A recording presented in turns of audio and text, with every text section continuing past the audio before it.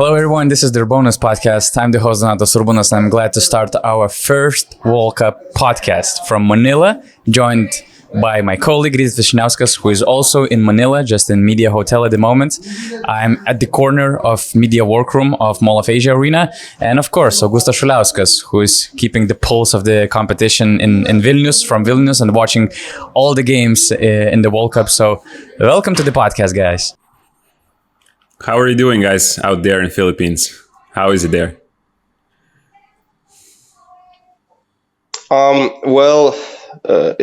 At first it was kind of tough to get used to all the humidity and also heavy air conditioning inside all the venues. So I caught a little cold. I have a runny nose, but that's a small problem. Other than that, everything's been great. Actually, I have to say that the people here are wonderful. Everybody's really helpful, friendly, and so far I'm enjoying the competition. Have nothing to complain about. Of course, this weather, this humidity for a Lithuanian boy is kind of hard to take, but I'm getting used to it, adjusting step by step. You know, the time difference is still hitting a little bit. But the competition is underway. We're watching as many games as possible. There are a lot of colleagues from Lithuania, from other countries, a lot of basketball talk inside the media room. So it has been great so far.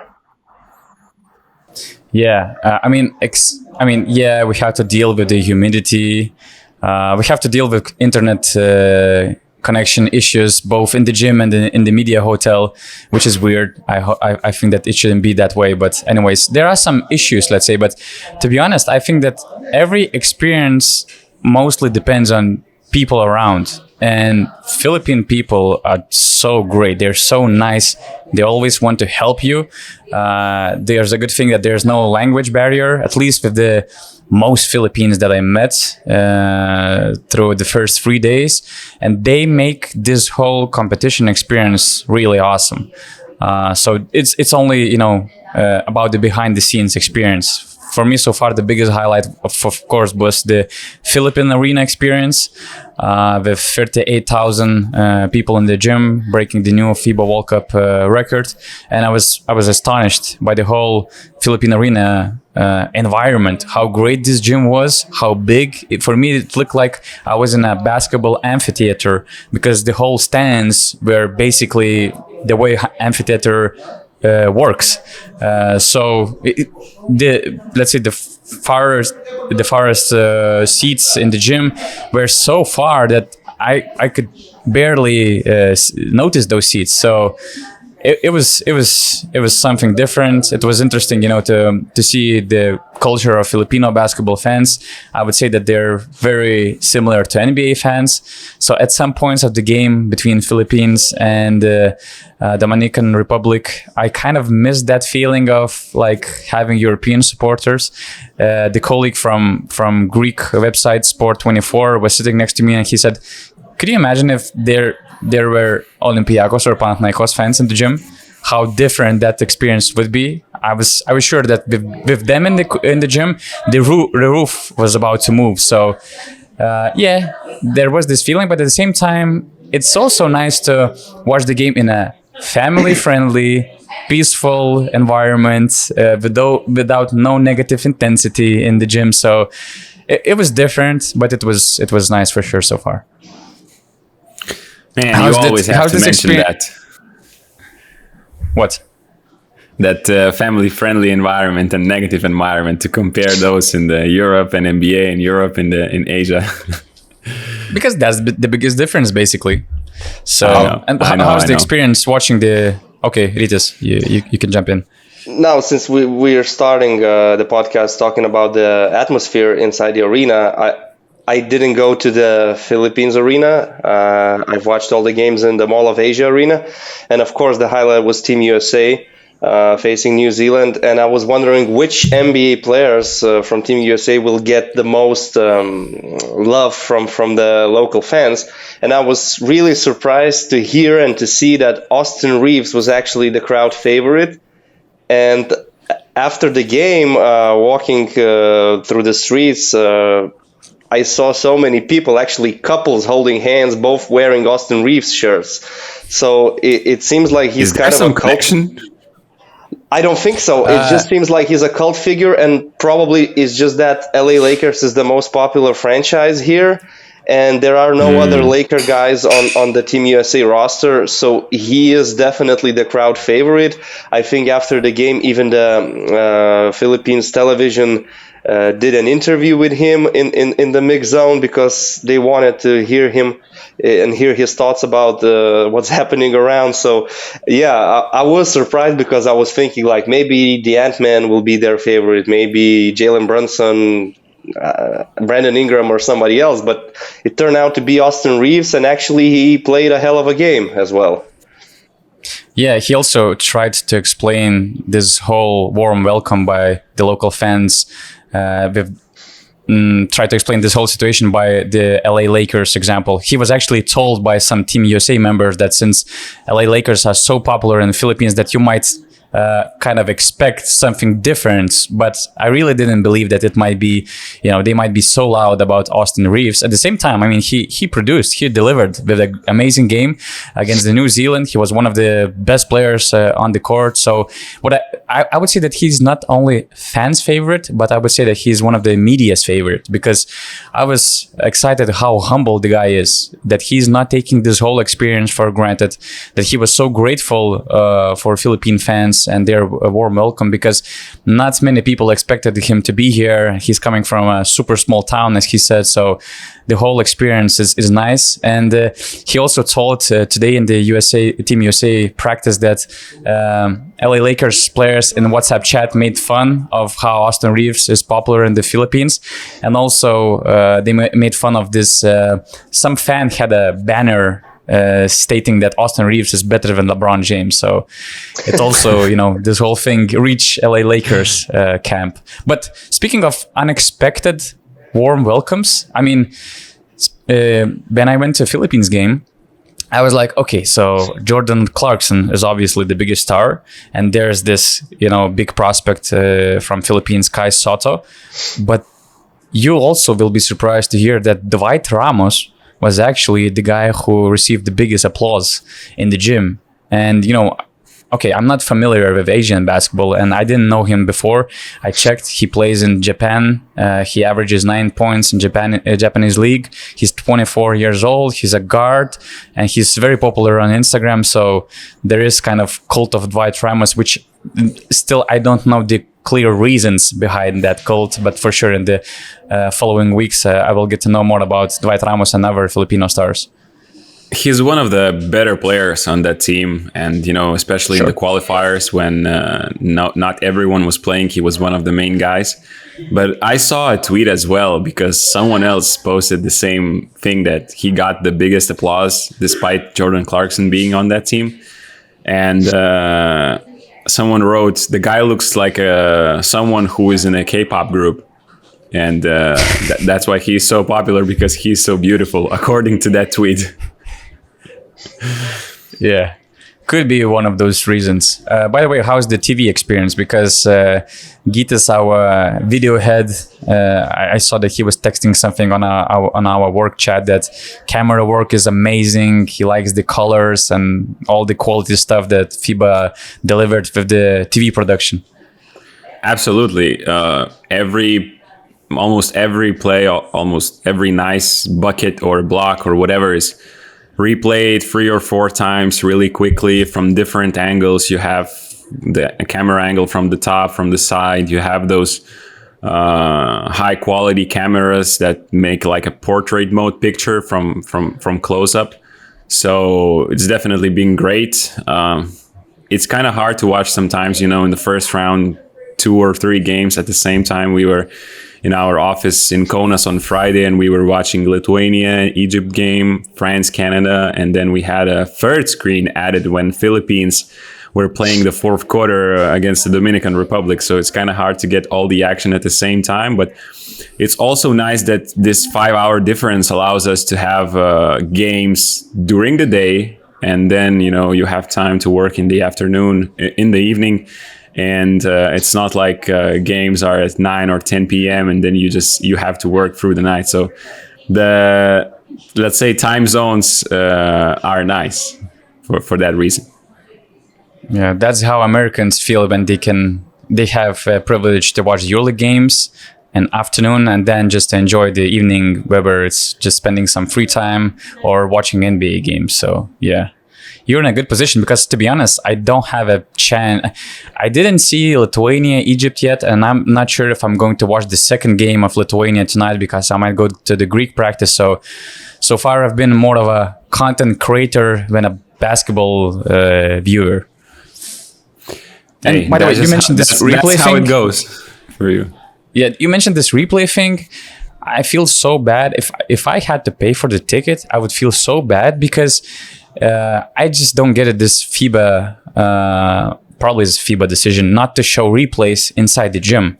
I mean, I just don't get it because as somebody in the stands, you're paying a lot of money for the tickets and you're getting lower quality, let's say, broadcast than the TV viewers. So it's not like it takes too much, to put the replay on the screen. Stop protecting referees. They're actually doing a good job at the start of the competition. So let's just enjoy the whole experience to the fullest. Yeah, since we shared our first impressions of the FIBA World Cup, before we continue, there's one important message I have to send. If you want to join this FIBA World Cup frenzy and follow as much games as possible, just as Augustas Šuliauskas does, use Courtside 1891 because we have a discount code to URBONUS listeners, which will let you to receive a 10% off the max FIBA World Cup pass. So that will let you keep up to date with all the World Cup action live and on demand. The promo code is BASKET23. So you can use this code following the instructions that we will put below this video in the YouTube video description. So BASKET23 offers you a 10% discount on full FIBA World Cup pass. So yeah, let's start with the biggest game of the FIBA World Cup opening games. Canada taking down France by 30 points. Is it something? Is it nothing? Or everything for both teams? Is it a statement win for Canada that established themselves officially one more time as a real title contenders? Look, everyone is saying you don't need to overreact after the first game, but it was definitely a statement win from my perspective from Canada. They were ready for this game so much more than France were. I loved Canada's defense. I loved what Dylan Brooks did. I loved what Lou Dort did. I loved what Alexander Walker did. They completely shut down Evan Fournier, and apart from some isolation plays and some really tough three-pointers in the first half, Fournier was locked up. He couldn't use the screens of Gobert. He had to dribble the ball so much time. France's offense wasn't working, and just it was really a defensive clinic from those three guys, and that's why I think it is really definitely something from Canada, because that defense will stay over the course of the tournament. Like that defense is not going to go away.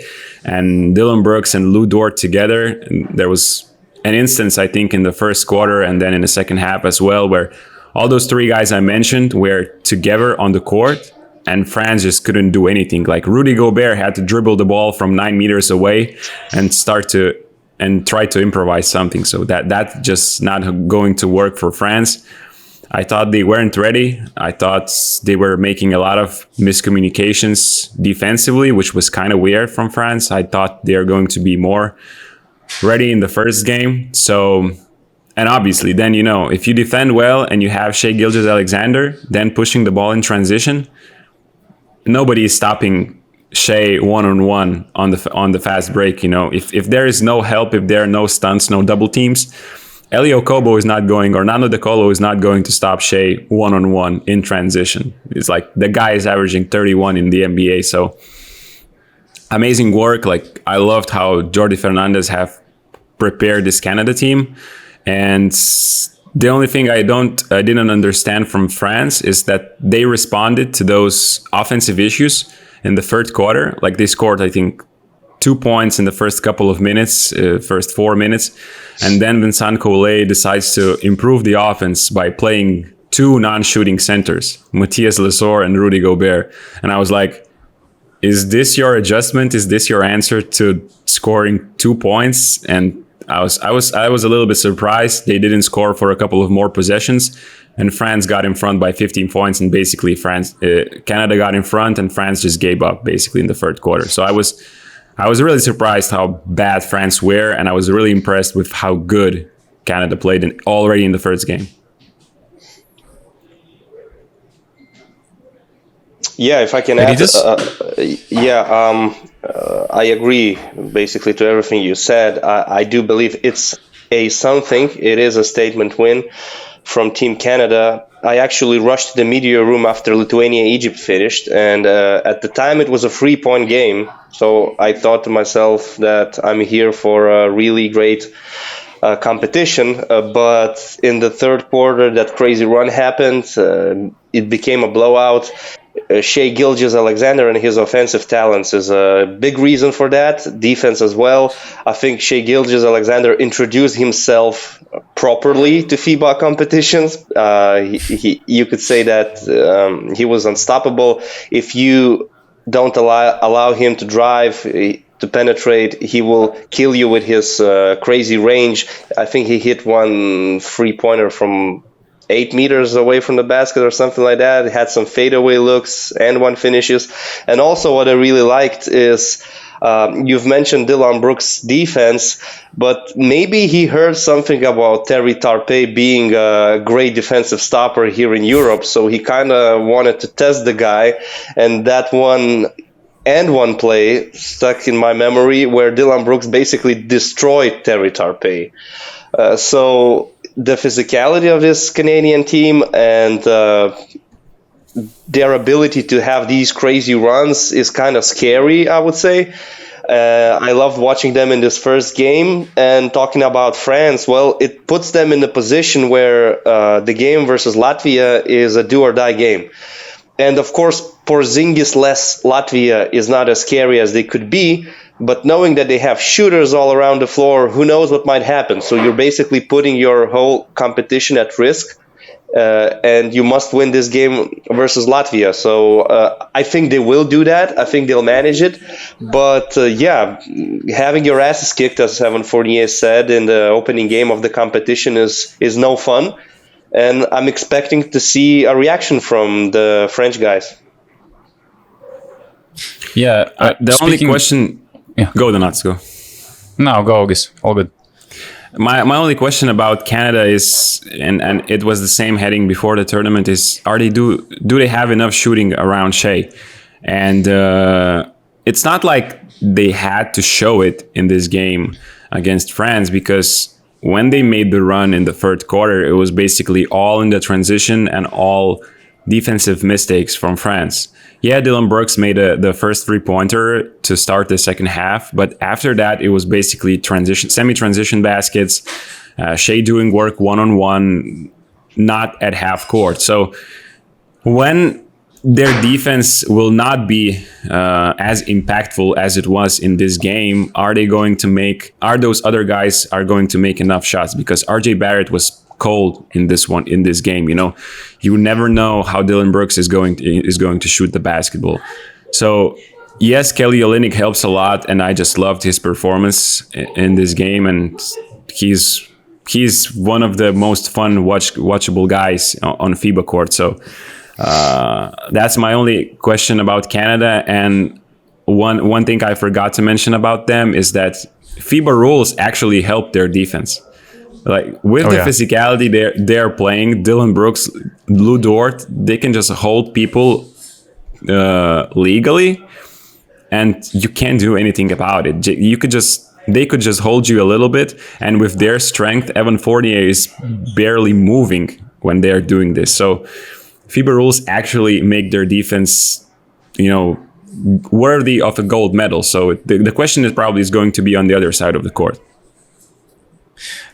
Speaking of their defensive potential, I mean, most of the teams looking for lockdown defenders. They're looking for at least one lockdown defender on the roster, to have somebody to put on the biggest threat on the offense from the opposing team. Canada, it's a cheat to have Lou Dort, Dylan Brooks on the same team, sometimes on the same lineup, and even at least one of the guys are on the court all the time, basically for 40 minutes. So it's just a cheat code to have such a defensive potential, such a defensive advantage for Team Canada, because these guys, they make the game unsexy. They make opposing offensive players to dislike basketball, basically the way they play defense, the way they get under their skin. So that's a huge quality that Canada can offer. And speaking on the other end, Shea had an amazing game. I mean, we were talking that Luka Doncic might be the first guy to get a triple-double in the FIBA World Cup history. Shea had 27 points, 13 rebounds, 6 assists. But I would say that with the French backcourt and their defense, the miscommunication in defense, that's where most of these points came from. I mean, in some situations, for some reason, they let him drive in the paint to his strong hand. In some situations, they were not even protecting the 3-point line, so he was shooting open shots. And when you have Elio Kobo and Nando De Colo at their backcourt, I really think that Vincent Collet is missing Fran Ntilikina badly, and this loss just before the World Cup is a huge thing from the French team, because they have Nicolas Batum, he's great, but he cannot be on your best offensive player all the time. And especially if you have these defensive miscommunication problems, that might be as worse as allowed 95 points by Canada. So yeah.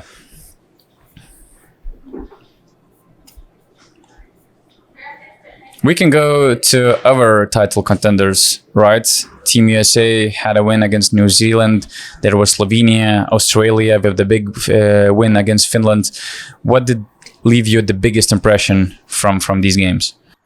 I can actually compare the two games, Australia, Finland, and USA, New Zealand, because I was commentating Team USA. I was just a spectator for Australia, Finland in the media room, but I had the same feeling. Like, you're watching 15 minutes of basketball and the score is really close, but you feel that it's just a matter of time when the better, more athletic team will break this game and will have their run. It usually happens in the third quarter. As a guy who watches a lot of NBA, I know that the greatest teams will always strike in the third quarter, and that is basically what Australia did and what Team USA did as well. From Australian side, I love watching Patty Mills. I mean, he became a bit slower, but it doesn't prevent him from dropping 25 or close to 30 in a FIBA game. He was still cooking. He was still killing Finland. We talked about, let's say, Dylan Brooks and Lou Dort being a defensive presence. So let's not underrate guys like Matisse Thybulle, Dante Exum, Josh Green, and what they are capable of. They can also pressure the ball and do all these things at a very high level. For Josh Giddey, the debut game maybe didn't go so well. At the beginning, he had some turnovers, some sloppy mistakes. They wanted to play a fast-paced game, so he lost a couple of balls. But he was actually, in the end, he was close to a triple-double, since we're talking about guys who are capable of doing this on a FIBA competition. So I think Josh Giddey has a good shot at a triple-double eventually as well. There is this question mark about the Australian bigs, but Finland was probably not the team to expose that. For Duop Reith and the other guys, it was an okay game. Lauri Markkanen, in the first half, he was a problem. In the second half, not so much. Actually, I was really afraid that he got injured when he was grabbing his knee, but everything's fine. It's just that in the second half, Australia outplayed Finland, and it's sort of a similar thing that happened in USA New Zealand game. I think the score was 14-4 at the beginning. Then New Zealand was leading. USA started with 3 turnovers. There was a traveling violation, a charge, an out of bounds pass, but they never overreact to these things. They know that they're gonna have their runs, and what the coaching staff did for USA is basically they were trying different lineups. In the second half, they actually tried a really big lineup with Jaren Jackson, Bobby Portis, I think Josh Hart, Cam Johnson, and who else was there? Maybe Austin Reeves. No, somebody had to. Tyrese Halliburton playing point guard. So at the same time, they played a real small ball with Paolo Banchero as a 5, and for like 36 minutes or almost the whole game, they were just running switch all defense and going to fast breaks. They didn't complicate things. They just played simple basketball to their strengths. And Paolo Banchero and Austin Reeves obviously impressed the most.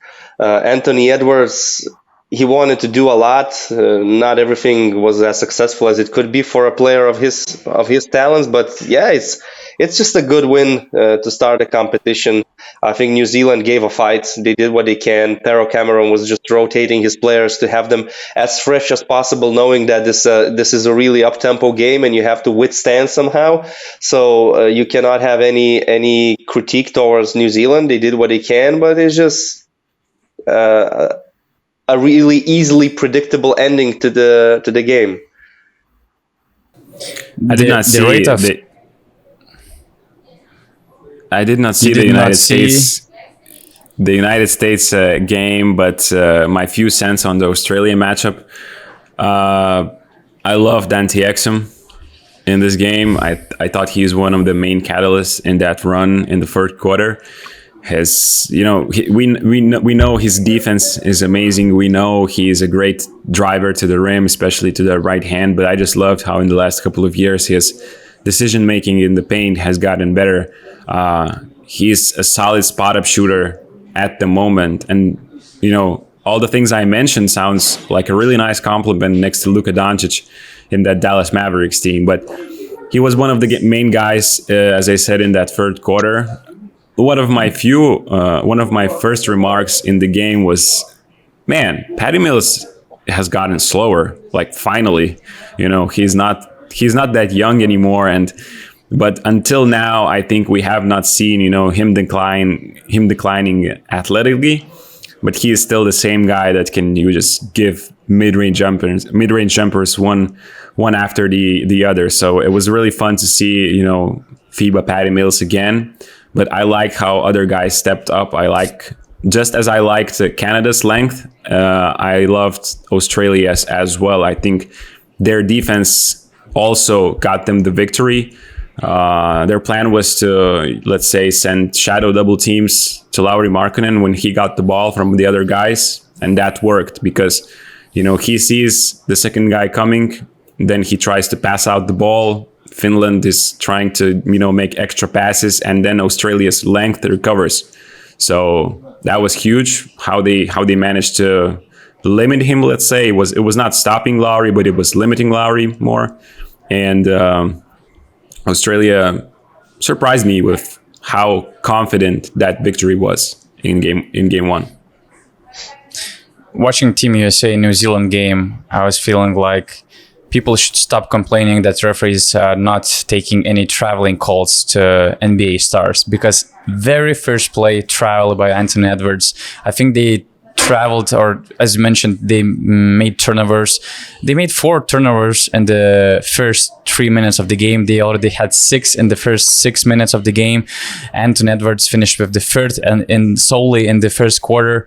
It was a real turnover machine with Team USA, but yeah, they managed to return to the game. I loved Austin Reeves. First of all, because of the appreciation of Philippine fans, but then the way he showed his skills, he had some crazy highlight plays, off dribble, mid-range jumpers, 3-pointers, some great drives to the rim. It was a pleasure to watch him play. as well as Paolo Banchero giving a huge impact in the third quarter. I think he scored like 12 points. Anthony Edwards, he also bounced back with 8 points after terrible first quarter. He told that it was all about the lotion before the game. He just had some bad lotion just before the tip-off. Probably the whole Team USA roster had the same lotion because of the way they were turning the ball over. But yeah, when you look at the box scores of all these games and by all these teams, basically, as I mentioned, the third quarter was decisive. I think that Slovenia had some, let's say, problems with Venezuela because they were shooting from three like crazy. How many, like 9 or 10 3-pointers in the first quarter? That should be a World Cup record or even FIBA competitions record. Canada also blew France out in the third quarter, winning it like by 24-8 or something. Team USA made a huge lead in the third quarter. I mean, that was a decisive quarter for these big teams. Moving forward... Sorry, can I have a few quick remarks I wanted to add about the Americans? Oh, sure. So first of all about Paolo Banchero. He seemed like a mix of Rui Hachimura, Karl Malone, and maybe Tobias Harris, something like that, doing all these things he did. And about Jaren Jackson Jr., he had some spectacular plays, but at the same time, at the beginning of the broadcast, I said, well, Jaren Jackson Jr. is great, but what limits his abilities is that he always gets into foul trouble in the NBA games. But I also said, well, maybe New Zealand is not the team that will get him into foul trouble. But New Zealand didn't get him into foul trouble. He gets himself into foul trouble. He managed to foul out in a game like this, only spending 17 minutes on the court. He had 2 offensive fouls. And the guy is great. You can see he's just amazing.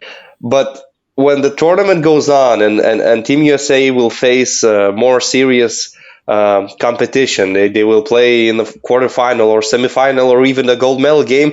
Well, Jaren Jackson Jr. has to be smarter and somehow manage this because they need him on the court. Versus New Zealand, it's not a big difference. You can put Banchero as a 5, you can try Bobby Portis, you could even play Walker Kessler, which Coach Kerr didn't do up until the very last few minutes. So it's just a thought, that the guy always gets into foul trouble in the NBA, but in his FIBA debut, exactly the same thing happened. Jordan Clarkson also got into foul trouble. It was crazy to see such a big star to finish his game with 2 offensive fouls in a row in the fourth quarter. And he left the court with 3 minutes to play. And basically, Philippines were just down by 3 points. So it was a decisive turnaround for the home team because they hadn't score a field goal in the last 3 minutes of the game. And watching this game, watching these teams, first of all, it's always very interesting, very nice to see these, let's say, limited teams which have one superstar player and the way they try to build their game around with these role players, assets, and guys who try to help those stars. So watching Philippines and Dominican Republic, it's not like they were naturalized players like some other national teams did. But let's say if you had the chance to choose a national team, which type of NBA player you would prefer on your team? Karl Anthony Towns or Jordan Clarkson? The easiest way to escape an answer here is to say, well, it depends who else I have on the roster, But since this is a hypothetical question and we don't have the roster where we add a star player, I would just go for a bigger star, I would go for Karl Anthony Towns. Even though in this game he was forcing a lot of shots, he didn't really finish the game on good numbers. They got the win. That is the most important thing. It would be nice to see him and Al Horford in this competition, also with Chris Duarte. So that would be crazy, and it would take a lot of responsibility off Karl Anthony Towns' shoulders. So he wouldn't have to take so many crazy shots as he did. But I would just take him. Although today's game is probably guards game. Most teams are being ran by their point guards or combo guards, shooting guards, whatever. But Karl Anthony Towns is a super skilled center, and I would love to have him on my team. Ritas, you mentioned the point, of my argument that I was about to make. Nowadays game is all about the guards, and that's why I would prefer Jordan Clarkson to have on my team if we are building a team from the scratch, and all the other guys, let's say, are playing in the Dominican domestic league or the Philippines domestic league, simply because. Of course, that was only one game, and but Carl was really struggling to create, the shots against. It's easier against him to send double teams because he's not he's used to double teams in the NBA, but Jordan Clarkson is just faster. He can avoid those help defenses better, and it's not like he was playing better than Cat, but. I don't know. I think you have more chances. You can have an easier fit. You can have an easier time when you have a star ball handler guard than a star big who can also dribble the ball. But it doesn't look as easy, let's say, in my eyes. So if we're building a team around one superstar, I would probably go with Jordan Clarkson, I would say. Donatas, you decide here. I'm on Olga's side too. I'll also prefer guards, although I have to admit that both weren't very good. Maybe it's because both national teams relied on them too much and they had to force a lot of situations, a lot of shots. Clarkson was 9 of 24. He made 8 turnovers despite 28 points. Karl Anthony Towns was 5 of 16, and he collected basically the main part of his 26 points on the free throw line, hitting 15 of 16. Both were forcing shots too much. Both were put in situations where they had to create something from nothing, and it was actually a very low quality game. That's why it's the problem of these, let's say, lower quality teams. I mean, you have to put all the cards on the table for these players, and it was a really low quality game. Neither Clarkson nor Anthony Towns played great. Other players, supporting cast, it felt like they were a bit nervous of this crazy crowd, because I talked to Italian players and they said that it took 2 quarters to kind of settle down, to adjust, because the hands were just simply shaking because of the fans and also because of this crazy greatness of the gym that they were playing for the first time. Yes, Filipinos are used to this crowd because, for instance, in January they had a PBA, Philippines Basketball League finals, where 54,000 people came to watch the game. But we're talking about the national team. We're talking about the Philippines, who are the host of the competition, and they're breaking the World Cup record, and they're facing the Dominican Republic team, which they can beat, and advancing to the next stage would mean that they're going to the playoffs. So there's the stakes are very high. There's a lot of is on this game. So I believe that a lot of guys were affected. Some of them, hearing those cheers and the support, maybe they felt like they were NBA players and they have to do some crazy Space Jam stuff. So there were a lot of bad decisions. There were a lot of emotional plays, and Jordan Clarkson and Karl Anthony Towns also weren't at their best. But it was a fun game to watch because the drama was until the very last moments. And I have to say that these other guys, these helpers, were crucial in the last minutes. Some guys of Dominican Republic making threes. I loved big man of Filipino team, Fajardo. I mean, for me, he's the Steven Adams of Philippines. It was very fun to watch him on, dominating on the low post or on board. So yeah, it was a low quality game, but really exciting to watch. You can't expect really superstars to not make those decisions on teams like that. It's just, if they're not forcing the issue, they're not going to go far in that game. And sometimes, it might get really beautiful, but sometimes it might get ugly, like it was in that game. So you cannot, when watching these teams play, you are always going to say, yeah, they were forcing the issue. They were taking some ill-advised shots simply because, they have the mentality that it's much better that I take the shot than, some other guys on the team are going to shoot even a more wide open shot. But that's just how their mentality is when playing with let's say, lesser caliber players on that team. So I actually wanted Philippines to win because I wanted to see them in the second round, and that was obviously like the first game, but also the final for them, because I can't imagine them beating Italy. And if they had beaten Dominican Republic, it was really possible, that they could have a also nice solid game against Angola and advance to the second round. But I don't think now it's possible, and I don't think we will have the host nation in the second round. Yeah, we had three biggest misfortunes of the first round games. Dinos Mitoglou getting injured just before the tip-off of the FIBA World Cup, huge blow to the Greek national team. Raul Neto suffering a very serious injury that affects not only Brazil national team right now, but also Fenerbahce, who signed him for the next season.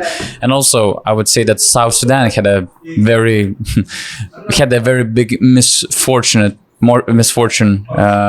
against Puerto Rico, blowing the lead at the end of the game, and again missing a chance to get a very important win that could have actually made them qualify to the next stage, which means that they could have get the Olympic ticket, because basically if a single African team advances to the next stage, there's a very high chance that team will get the Olympic ticket. So a lot of us on the line as well for South Sudan team. What would be your takes about these three very unfortunate situations? Well, first of all, Puerto Rico, South Sudan, of course, for one side it was a misfortune, for the other side it was a big celebration. That was a crazy game. That was a really crazy game. I mean, you just had to watch it like from one side to the other. The basketball was moving like a tennis ball from one side to the other. And South Sudan had a 7-point lead with less than 3 minutes to play. It seemed like it's their game. They're going to take the win, but then Puerto Rico went on a run. All of a sudden, Puerto Rico is up 3. South Sudan had an inbound play with 16 seconds left, down 1, and they couldn't inbound the ball. It seemed like all hope is lost, but then I was thinking, okay, so Puerto Rico is up by 3. Surely they're going to foul. Not only they didn't foul, they allowed the best player of South Sudan to have one screen with their big dropping just to take a clean look at the basket from 3. And of course, he tied the game. But in the overtime, maybe South Sudan players ran out of gas or something, because Puerto Rico just dominated the overtime. But I loved Carlik Jones. He actually kind of reminded me of Chris Jones from Valencia, the way he was playing in this game. And his movement is kind of similar. His headband is also similar. So, yeah, he was a real leader, leading the team. And I feel sad for South Sudan, actually. I was kind of cheering for them. Also, their coaching staff is really impressive. You see Royal Ivy as their head coach. You see Luol Deng also being there on the sidelines. And I think the third guy was Raymond Felton, who is also a well-known former NBA player. So that's an impressive coaching staff. At the end of the day... As I said to Ritas, we were watching this game with fellow journalists in the media workroom, and we were waiting for dinner. And as I said to Ritas, I don't remember any other coaching staff, and especially assistants, that were on the broadcast so often. It's not so often to see these guys on screens. But Luol Deng and Raymond Felton, Team USA is a different beast as well. But I mean, Royal Ivy, Luol Deng, Raymond Felton, I felt like playing NBA Live 2005 or something. But anyway, yeah, I feel sad for South Sudan. I wanted them to win. I just love these success stories of nations and teams that qualify, and for them this is a huge opportunity. We're used to seeing Puerto Rico at this level. Actually, in the past they had a great team. Now they don't really have star players like they had in the past. Royo, Barea, Santiago, and all the other guys. So I don't really think they're going to go far, but this game was like almost a decider for who goes to the next stage, or at least has a good shot at going to the next stage. And the other misfortunes you mentioned, the injuries, yeah, that's that's really sad. I mean, Dinos Mitoglou now, since he's out, Greece doesn't really have a true power forward. They will have to play probably Papanikolaou, Papapetru at 4. Their roster is already thin, so losing any player that adds value is a huge blow. And as I spoke to Greek colleagues, they said that Mitoglou, even though he didn't play competitive basketball for 16 months, he was in a great shape approaching the tournament. He seemed really prepared. So yeah, and Neto, well, what can I say? I didn't really want to watch the replay. I just turned away from the screen because I always hate seeing injuries, and he slipped badly, and actually a lot of other players slipped. And I think Joe Ingles was complaining about the slippery floor and all those stickers on the floor that can cause trouble. So maybe FIBA has to take a more serious look at this, because you don't want players getting hurt on the court. It was I think just some wet spots during that game, during Finland Australia, but yeah, watching Neto, you just felt that pain, and that cuts Brazil chances by quite a bit. And just watching South Sudan and Puerto Rico.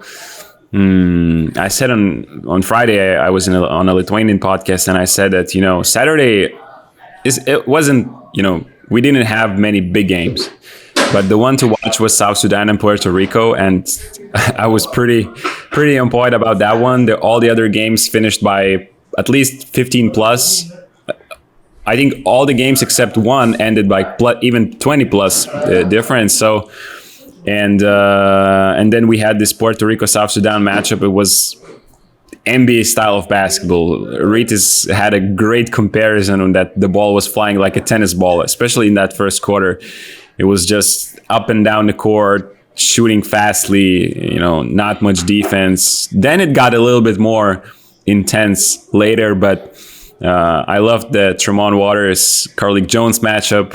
Those two guys, we talked about which superstar you would want on your team, Clarkson or Cal Anthony Towns, but these two guys are superstars on their own national teams. And it's just so fun to watch.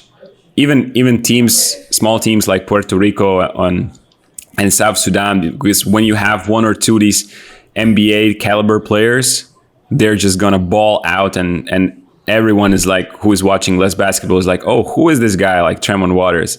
But he was cooking the guys from United States in the friendly 3 weeks ago. So that was a fun matchup. Tough ending. I was rooting for South Sudan as well.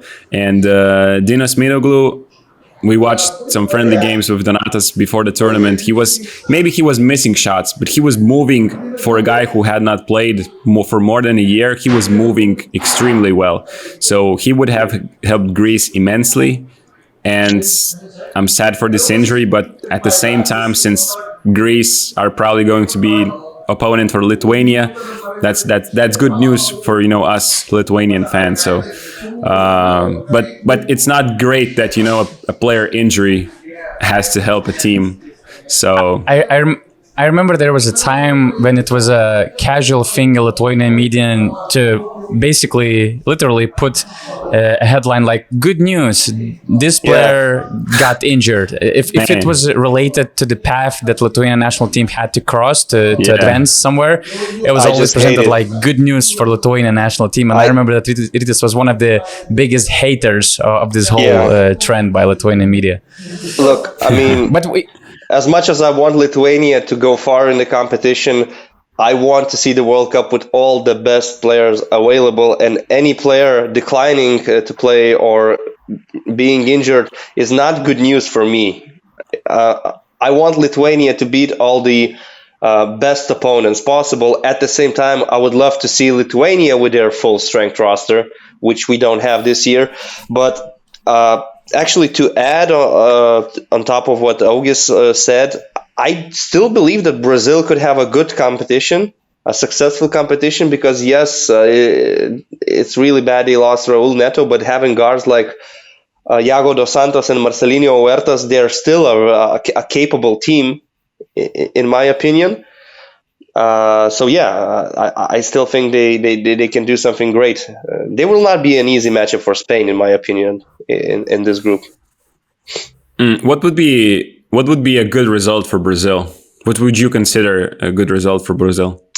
I would say, can we delay this question for the Q&A part, because basically it's one of the first questions that we had for Q&A session. Okay. Yeah, let's keep no problem. Teaser for Q&A session. All right. And just to add the follow-up question, do you think that Mitoglou injury is a potential game changer in a potential matchup between Lithuania and Greece fighting for this quarterfinal spot? look, I'm not sure about that. Of course, it makes Greece weaker. But the thing is, they still have to beat what's in front of them. It's New Zealand. And I don't really want to look so much in the future because Lithuania still has to face Montenegro. And we were talking a lot about this potential Greece-Lithuania matchup even before the World Cup. But right now, it might not even happen, So you still have to go through the group stage. We're not expecting Greece to cause an upset versus Team USA, so they will probably have a decisive game in the last. So you think they're gonna have a tough time against New Zealand? They might. I mean, New Zealand is an extremely physical team, and Greece actually had some struggles with Jordan yesterday. So you cannot take for granted that they will beat New Zealand, and I'm not taking for granted that Lithuania will beat Montenegro. So, yeah, and Dinos Mitoglou, the answer is yes. Probably all of us agree that it's a big blow to Greece and Coach Tudis. Absolutely. Absolutely. I think that's a huge game changer for Greece. With so many players declining, to lose another guy, an important guy like him is huge. And just as Reese said, Greece might not even, we might not even get the Lithuania-Greece matchup we talked about because it's not a given they will beat New Zealand, and it's not a given Lithuania will beat Montenegro either. So, as far as I did not see the. If Lithuania wins, they already won against Egypt. If they win against Mexico, they're going to the next phase. With Greece, it's probably different. There's Team USA, and we're talking about New Zealand as a crucial game, right? Yeah, exactly. Well, only two teams advanced to the second round. So USA Lithuania, if they lose to Montenegro, then in the second round, they're in trouble because... they would have to beat USA then to qualify for the quarterfinals. So, it still puts them in a tough spot. So we're expecting this Lithuania-Greece thing to be sort of a decider of who goes to the quarterfinal, but I'm just saying that it might not happen. And it's just sad that injuries are starting to pile already in the round one of World Cup. Franz Wagner is missing the game today versus Australia. That's a bummer. I hope he's able to recover.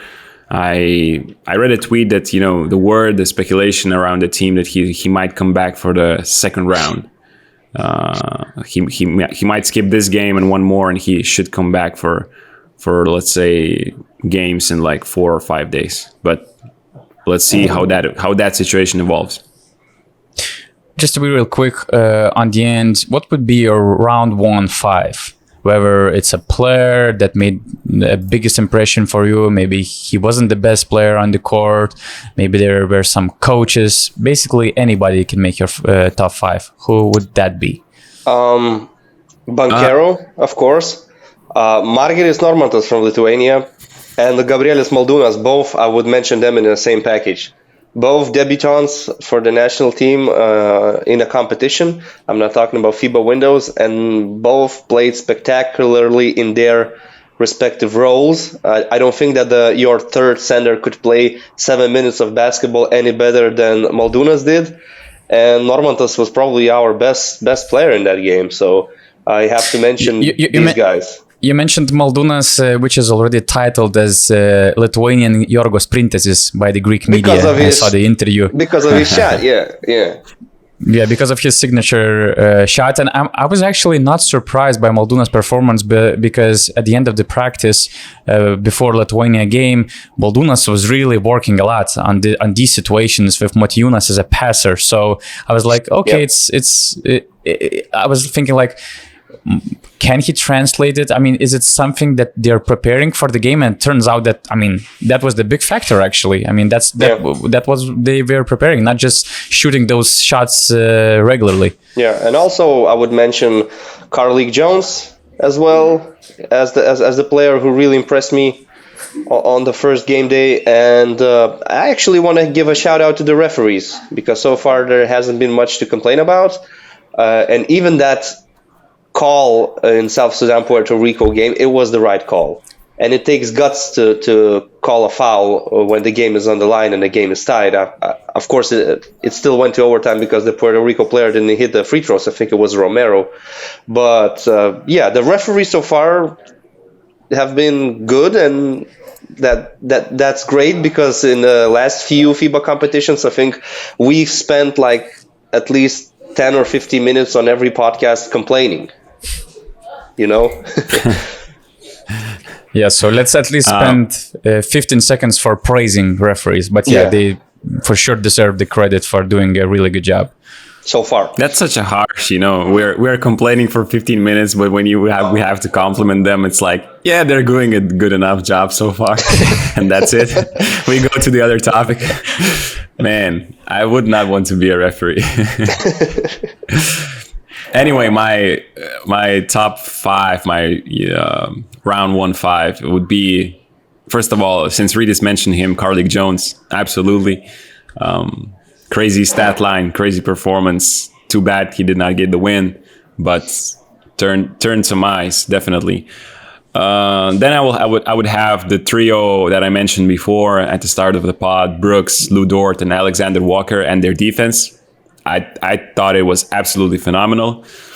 From the same game, I would have Coach Jordi Fernandez, who is one of the most promising NBA assistant coaches for the Kings, I think, at the moment.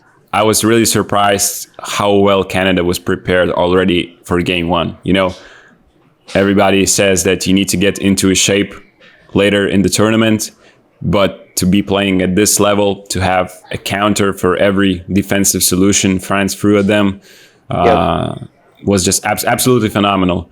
Then I would have Philippines crowd, just simply for those 38,000 people. Absolutely amazing to see. Although I expected a little more, and from what we saw from the TV perspective, we saw more empty seats because of the way camera was located. But it was just really cool to see so many people in the gym cheering for the crowd. I think these seats were for more expensive tickets, and I was told that many people couldn't reach the gym because of the traffic and logistics. So that's the reason why we won't have the final phase in this gym, because that was the initial plan. And I wish we could witness this whole ending of the competition in that gym, because, as I said, it was special. My top 5, if you concluded your top 5, okay. And I had the last name Dante Exum, but I already mentioned the reasons for it. I absolutely loved seeing him.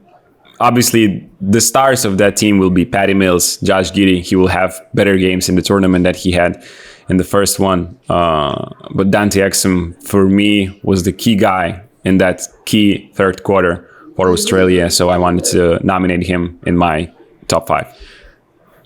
In my top 5, I have Angola's point guard, Childe Dundao. He's a 25-year-old point guard. He is 167 centimeters tall, and it was so fun to watch his speed, his rainbow threes. I'm not sure if he made any easy spot of three-pointer. All those three-pointers were really hard. He scored 19 points against Italy, and he was 4 from 8 from the three-point line, while the rest of the Angola team they didn't hit any three-pointer of 22 attempts. So it was really fun to watch. The only thing I didn't like it was that I tried with my colleague, we tried to interview him and, let's say, give him promotion because he's still pretty young. He played only in Angola. He's like multiple Angola League champion. He was selected to all defensive Angola League team 2 times, I think. So we wanted to give him promotion, to let his name spread in Europe, maybe for somebody, to consider his name. But he kind of answered just 2 questions and walked away, although these were like regular, normal, good questions, I would say. So I was a little bit surprised that he doesn't know that, game yet. I would also involve Lou Dort and Dylan Brooks, just because, as I mentioned, them being a cheat code to have at least one of them on the court as lockdown defenders. Austin Reeves, for the reasons we already discussed. Fajardo, Philippines, Steven Adams, who had 14 points and 6 boards, if I'm not mistaken. Also one of the biggest fan favorites in Filipinos. And the last spot would go to Team USA media team for giving this amazing players availability. I've just went to Team USA practice, and I could talk to anybody from Team USA. Like, you have 10 minutes, you can go to and approach to anybody you want. The same happened in the mix zone, while some teams like Slovenia, they say, okay, Luka Doncic will be available only in the press conference, and he ends up speaking to Slovenian media only for 2 minutes in the end of the press conference in Slovenian. And some other teams, for instance, in the last Eurobasket, we can all remember that Giannis and Nikola Jokic didn't have any media presence during the entire competition. Team USA does this way. They enter the mix zone, and one of the press officers of their team says, okay, this is Halliburton. Who wants Halliburton? You? Okay. This is Anton Edwards. Who wants Anton Edwards? All the players are available. They answered the same questions for 5 times. They spend like 10-15 minutes in the mix zone, and they don't complain about it at all. So for me as a media member, exactly, that's the way it should be. And I just don't get it how European teams and European basketball in general doesn't understand the importance of letting the word spread about them, about the basketball. Doesn't understand the promotion upside from these media availabilities. Exposure. And they just limit themselves so much that it's stupid. They want some revenues, they want to be popular, they want to promote basketball, but they're not doing anything to contribute to that thing. So it's just stupid, and I hate this part of media officers. I'm not saying that all of them are the same. Some teams have great guys at this department, but Team USA showed another example how things should be work. It's like if you ask Team USA for availability and you'll get an answer, yeah, sure, whenever you want. And you ask a European team an availability for the 8th man on the rotation, not even Luka Doncic, because you're not going to get him. So you ask for the 8th player availability, and it's like, well, yeah, we have a Wednesday, 3 weeks from now, 11:28 p.m., and you will have 2 minutes with this guy. That's how it goes, Kind of the same thing happened to me last year, actually. So yeah. Okay, we see not understandable. Yeah. So this is the end of the public part of the URBONUS podcast. We have the last minutes of the podcast dedicated for BN Plus members only, our subscribers that can join our community on basketnews.com/plus. And I'm happy to announce that we already have over 300 Beyond Plus members in our community, which get a lot of extra features, including articles that go under the paywall, or including this crazy opportunity to chat with fellow basketball freaks on BasketNews WhatsApp chat. And that's where we asked our followers to send us questions, and we'll try to do these short Q&A sessions after every podcast.